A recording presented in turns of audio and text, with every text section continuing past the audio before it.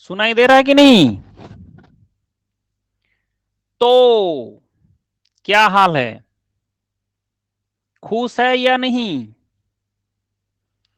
जिंदगी में चाहे कुछ भी हो जाए, सबसे पहले खुश रहना है और अपना काम करते रहना है। ये बात ध्यान रखे।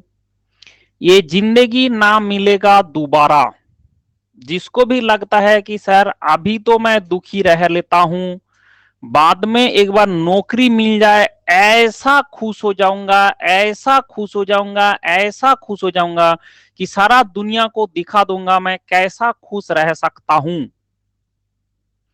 Happy Guru Purnima. God bless you. देखो, बात एकदम सिंपल है। बात एकदम सिंपल है कि इस धरती में आप कुछ टाइम के लिए आए हो। इस धरती में आप कुछ टाइम के लिए आए हो। बिफोर योर बर्थडे, जब आपका जन्म हुआ उससे पहले इस धरती में आप नहीं थे। एंड आफ्टर सम इयर्स आप इस धरती में नहीं रहेंगे, मैं भी। सब सबका ये हाल है। तो इसके लिए जो लगता है जिसको मैं इस चीज मिलने से खुश हो जाऊंगा, ऐसे मिल जाए खुश हो जाऊंगा, ठीक है, ऐसा कोई बात नहीं होता है। जिंदगी में हमेशा खुश रहना चाहिए।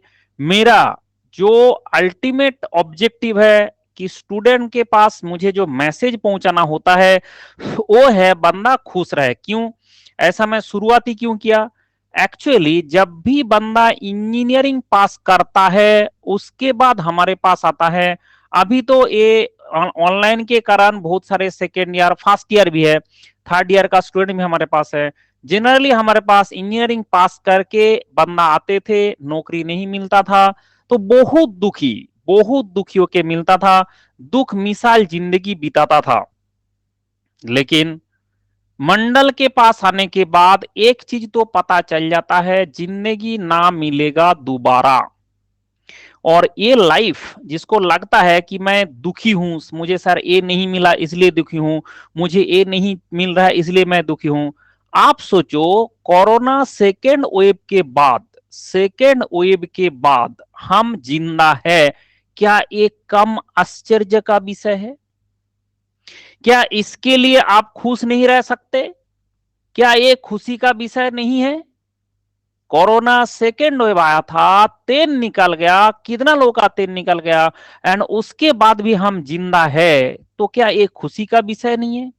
लेकिन प्रॉब्लम ये होता है कि आपके पास जो है आप उसको नहीं देखते हो, आपके पास जो नहीं है आप उसी से दुखी होते रहते हो। जो आपके पास है वो देखते नहीं हो। मतलब ये बात सबसे दुख दर्द का विषय मुझे दिखता है कि बंदा के पास क्या क्या है ये नहीं मिलता है। मुझे आज सुबह ब्रेकफास्ट भी मिला था, अभी मुझे लंच भी मिला था, तो आप बोलोगे ये कोई खुशी का बात ही नहीं है, इससे बंदा का खुश बिल्कुल नहीं होना चाहिए।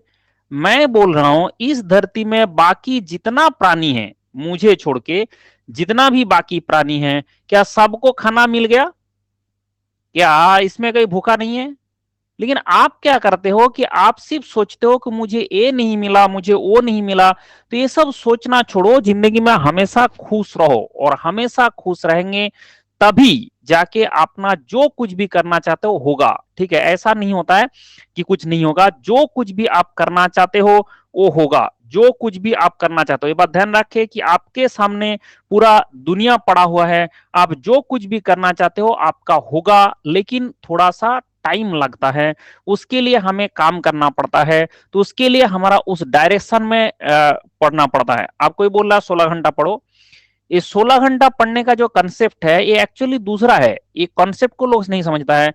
कुछ लोगों को लगता है किताब लेके बैठा हूं, कुछ लोगों को लगता है किताब लेके बैठा हूं तो मैं खूब पढ़ रहा हूं। ये सबसे गलत फहमी में है। उसका नाम है फ्लुएंसी इल्यूशन। आप पढ़ते नहीं हो, आपका होता है फ्लुएंसी इल्यूशन।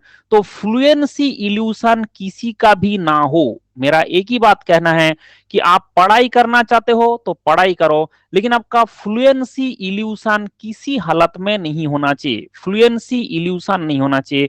मतलब आप पढ़ते रहते हो, किताब भी खोले हो, लेकिन पढ़ नहीं रहो। तो 16 घंटा क्या है ना, 16 घंटा ये है। 16 आवर्स क्या है फिर, व्हाट इज 16 आवर्स? ये 16 आवर्स का होता है कि आपका दिमाग में पढ़ाई चलता रहना चाहिए। जैसे मेरा क्लास शुरू हुआ 4 बजे, ठीक है, 4 PM में मेरा क्लास शुरू हुआ, लेकिन एक क्लास 4 बजे ऐसे नहीं शुरू हो गया, मुझे इससे पहले से सारा तामझाम इंतजाम करना पड़ा, सोचना पड़ा क्या पढ़ाऊंगा, किसके बाद कौन सा टॉपिक आएगा, कौन सा वीडियो दिखाया जाएगा, उसको कैसे जुगाड़ लगाया जाएगा।